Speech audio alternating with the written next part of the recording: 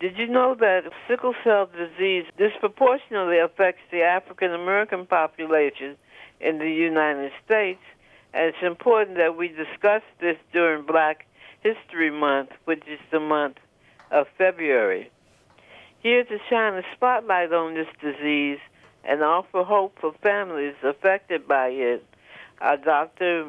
Biree Andemariam, Chief Medical Officer on the Board of Directors for the Sickle Cell Disease Association of America, and an Assistant Professor of Medicine at the University of Connecticut Health Center. And joining her as we talk this morning is Casey Morse, who lives with sickle cell disease. So how are both of you? We're doing great. Thanks for asking. Yeah, doing well. Okay, Doctor, could you tell us exactly what sickle cell disease is and how common it is? So we're working today with Novartis to spread awareness about sickle cell disease. It actually is one of the most common hereditary blood disorders in America. It actually affects 100,000 Americans, mostly African Americans. And in fact, 1 in 12 African Americans has sickle cell trait, meaning that they can perhaps pass the disease on to their children. And most individuals in this country with sickle cell trait don't even know they have it. Okay. And Casey, what is your family history with sickle cell disease, and when were you diagnosed? I was diagnosed at birth with sickle cell disease, and both of my parents have the trait, as does my twin brother. So I've known that I've had this disease my entire life, and I've lived with it every single day. Okay. So so you knew that you had it. What did that mean to you? Well, being born with it, I was very aware of the fact that I needed to take certain measures to live every day with these painful crises and have a really great support system. I've been fortunate enough to have family and friends that have been incredibly supportive and there for me and advocating with me about this disease. Okay, and doctor, what are the symptoms and how does it affect families?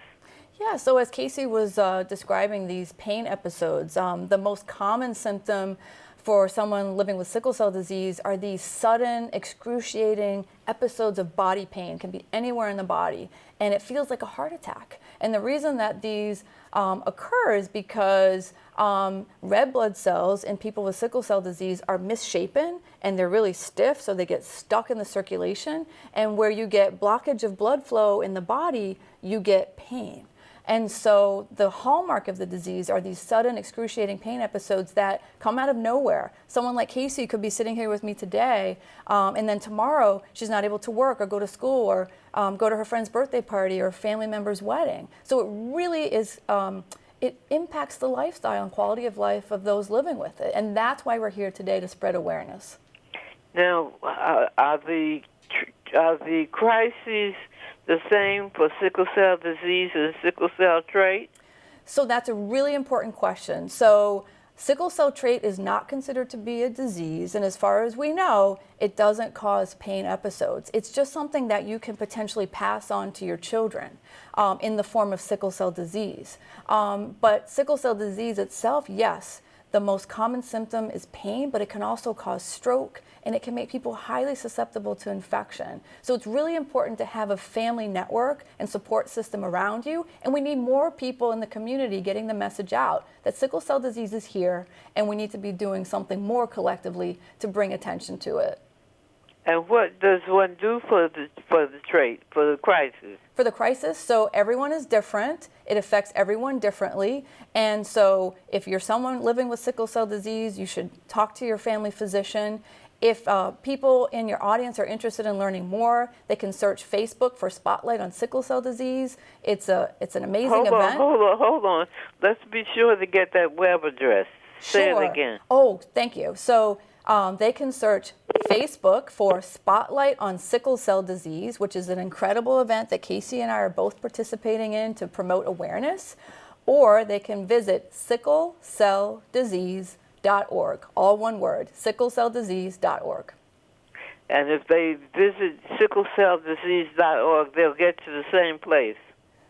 They'll get more information about sickle cell disease, but if they want to see the live Facebook event, they go to Facebook and search for Spotlight on Sickle Cell Disease and look for Casey's beautiful face. Okay, that's great. That's good information to have, and you've just given us the information on how to get to both resources. Correct? That's right. That's right. Okay. Well, let me thank both of you for chatting with me today. I'm sure the information that you've shared will be very helpful for my Health Power audience. Thank you. Thank you. Have a good day. You too. You too. All right.